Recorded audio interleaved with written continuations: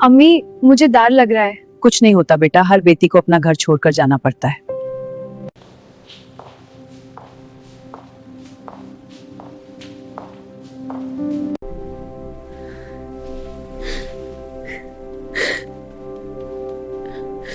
तुम्हारे घर वालों ने बहुत सस्ता सा हॉल बुक करवाया था और खाना भी कोई खास नहीं था। बहुत ही कम खर्चा किया तुम लोगों ने।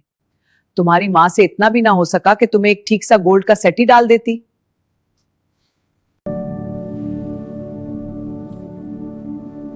आखिर बेटी की शादी थी, लोग तो पूछते हैं ना कि माँ बाप ने किया दिया।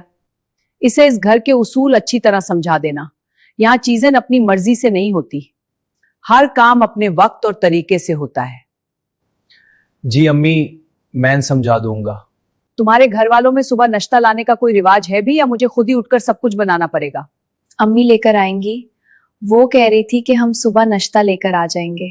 अच्छा, देखते हैं सुबह तक क्या आता है। बातें तो हर कोई बहुत अच्छी कर लेता है।